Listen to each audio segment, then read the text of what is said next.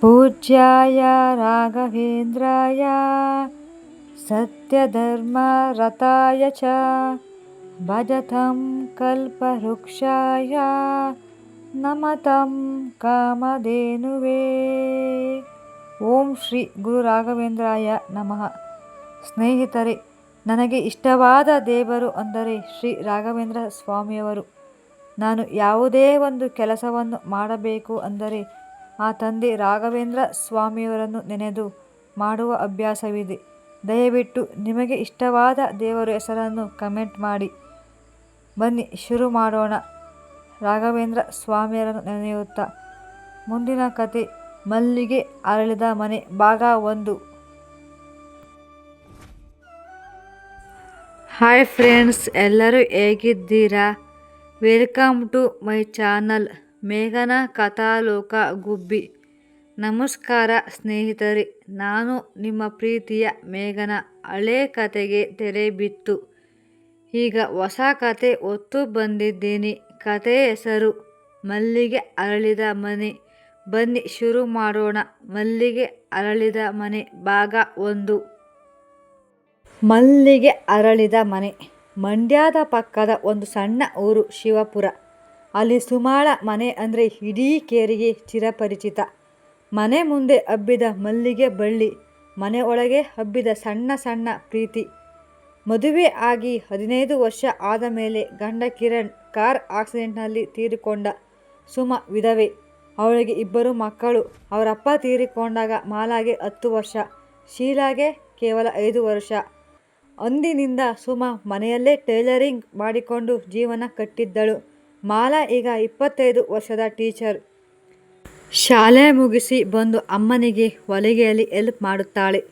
ಶೀಲಾ 20 ವರ್ಷ, degree final year. ಸ್ವಲ್ಪ ಸಿಟ್ಟು ಜಾಸ್ತಿ, ಆದರೆ ಮನಸ್ಸು ಮಾತ್ರ ಬೆಣ್ಣೆ ಥರ. ಮೂವರು ಜಗಳ ಆಡ್ತಾರೆ. 5 ನಿಮಿಷಕ್ಕೆ ಮತ್ತೆ ಒಟ್ಟಿಗೆ ಊಟಕ್ಕೆ ಕೂತ್ಬಿಡ್ತಾರೆ. ನೆರೆಮನೆಯ ಅನು ಅಕ್ಕ ಸುಮಳ ಆತ್ಮೀಯ ಗೆಳತಿ. ಕಷ್ಟ ಸುಖ ಎಲ್ಲದಕ್ಕೂ ಮೊದಲು ಅನು ಅಕ್ಕನ ಮನೆ ಬಾಗಿಲು ತಟ್ಟೋದು. ಈ ಮನೆಯಲ್ಲಿ ರಕ್ತ ಸಂಬಂಧಕ್ಕಿಂತ ಮನಸ್ಸಿನ ಸಂಬಂಧವೇ ದೊಡ್ಡದು. ಒಂದು ದಿನ ಸುಮ ಮಲ್ಲಿಗೆ ಕುಯ್ಯುತ್ತಾ ಮಾಲಾಗೆ ಹೇಳಿದ್ಲು, ಮಗಳೇ, ಈ ಬಳ್ಳಿ ಥರ ನಮ್ಮ ಸಂಬಂಧ ಕಿತ್ತರೆ ಒಣಗುತ್ತೆ, ಕಟ್ಟಿದರೆ ಹಬ್ಬುತ್ತೆ. ಮಾಲಾಗೆ ಬೆಂಗಳೂರಿನ ರಾಘು ಜೊತೆ ಮದುವೆ ನಿಶ್ಚಯವಾಯಿತು.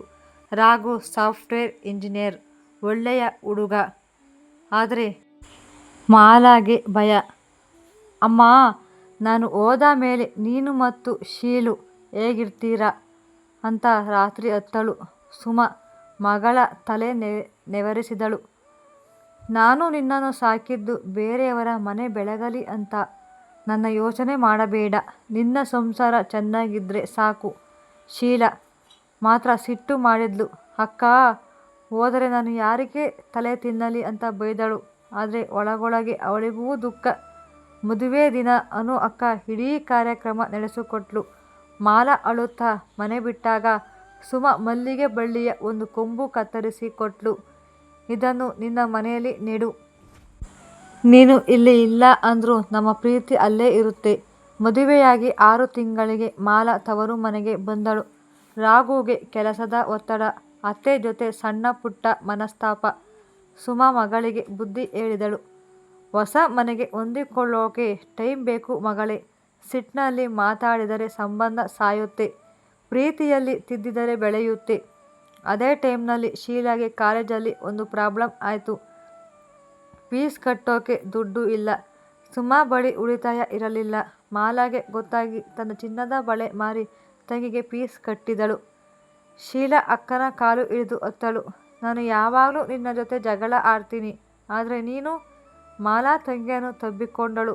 ತಂಗಿ ಅಂದರೆ ಜಗಳ ಆಡೋದಕ್ಕೆ ಇರೋದು, ಕಷ್ಟದಲ್ಲಿ ಕೈ ಹಿಡಿಯಲಕ್ಕೂ ಇರೋದು. ಅದೇ ಟೈಮಿನಲ್ಲಿ ಅನು ಅಕ್ಕನ ಗಂಡನಿಗೆ ಹಾರ್ಟ್ ಅಟ್ಯಾಕ್ ಆಯಿತು. ಆಸ್ಪತ್ರೆ ಖರ್ಚು ಲಕ್ಷಗಟ್ಟಲೆ. ಮಕ್ಕಳು ಇನ್ನೂ ಚಿಕ್ಕವರು. ಸುಮ ಒಂದು ಕ್ಷಣವೂ ಯೋಚಿಸಲಿಲ್ಲ. ತನ್ನ ಮದುವೆ ಕಾಲದ ಒಡವೆಗಳನ್ನು ಅಡವಿಟ್ಟು ದುಡ್ಡು ಹೊಂದಿಸಿದಳು.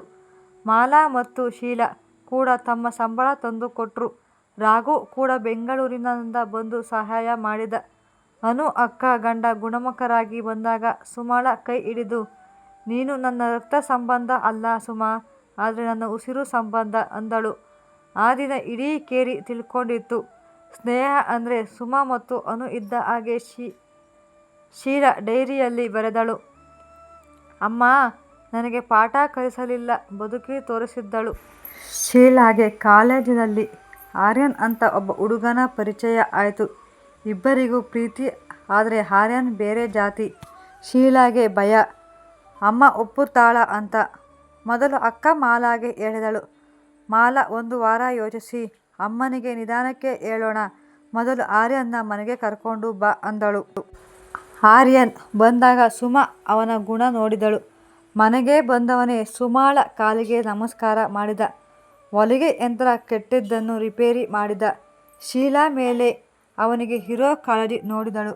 ರಾತ್ರಿ ಸುಮಾ ಶೀಲಾಗೆ ಹೇಳಿದಳು, ಮಗಳೇ, ಜಾತಿ ಮನುಷ್ಯ ಮಾಡಿದ್ದು, ಪ್ರೀತಿ ದೇವರು ಕೊಟ್ಟಿದ್ದು. ಹುಡುಗನ ಗುಣ ಚೆನ್ನಾಗಿದ್ರೆ ನನಗೆ ಅಭ್ಯಂತರ ಇಲ್ಲ. ಆದರೆ ಒಂದು ಮಾತು, ಮದುವೆ ಆದ ಮೇಲೆ ಕಷ್ಟ ಸುಖ ಎರಡಕ್ಕೂ ಸಮನಾಗಿ ಹಂಚಿಕೊಳ್ಳಬೇಕು.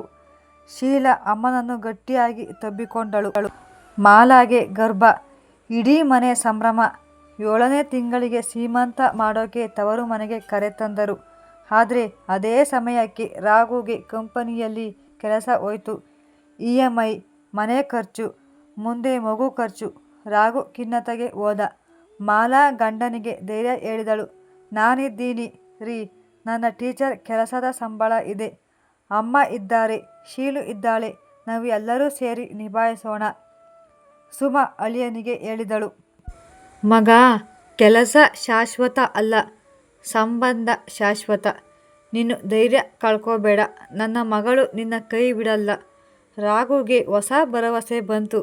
2 ತಿಂಗಳು ಹೊಸ ಕೆಲಸ ಸಿಕ್ತು. ಆದರೂ ಮೊದಲಿಗಿಂತ ಒಳ್ಳೆ ಸಂಬಳ. ಸೀಮಂತದ ದಿನ ರಾಘು ಎಲ್ಲರ ಮುಂದೆ ಹೇಳಿದ, ನನಗೆ 2 ತಾಯಂದಿರು ಸಿಕ್ಕಿದ್ದಾರೆ. ನನ್ನನ್ನು ಹೆತ್ತ ತಾಯಿ ನನ್ನ ಅತ್ತೆ ಸುಮಾ ಅಮ್ಮ. ಮುಂದಿನ ಭಾಗದಲ್ಲಿ ಶೀಲಾಳ ಪ್ರೀತಿ, ಅಳಿಯನಿಗೆ ಕಷ್ಟ. ಈ ಮಲ್ಲಿಗೆ ಅರಳಿದ ಮನೆ ಮೊದಲನೇ ಎಪಿಸೋಡ್ ನಿಮಗೆ ಇಷ್ಟ ಆಗಿದ್ದರೆ ದಯವಿಟ್ಟು ಲೈಕ್ ಮಾಡಿ, ಶೇರ್ ಮಾಡಿ, ಕಮೆಂಟ್ ಮಾಡಿ. ನನ್ನ ಯೂಟ್ಯೂಬ್ ಚಾನಲ್ ಮೇಘನಾ ಕಥಾಲೋಕ ಗುಬ್ಬಿ ಸಬ್ಸ್ಕ್ರೈಬ್ ಮಾಡಿ. ಇನ್ನೂ ಮುಂತಾದ ಎಪಿಸೋಡ್ಗಳು ಬರಲಿವೆ. ಮುಂದೆ ಬರುವ ಎಪಿಸೋಡ್ಗಳಲ್ಲಿ ಭಾವನಾತ್ಮಕ, ಪ್ರೀತಿ ಮತ್ತು ಟ್ವಿಸ್ಟ್ ಎಲ್ಲ ಕೂಡ ಇರುತ್ತದೆ. ದಯವಿಟ್ಟು ಸಬ್ಸ್ಕ್ರೈಬ್ ಮಾಡಿಕೊಂಡು ಬೆಲ್ ಐಕಾನ್ ಒತ್ತಿ. ಧನ್ಯವಾದಗಳು. ನಿಮ್ಮ ಪ್ರೀತಿ ಮತ್ತು ಪ್ರೋತ್ಸಾಹ ಹೀಗೆ ಇರಲಿ. Thank you for watching.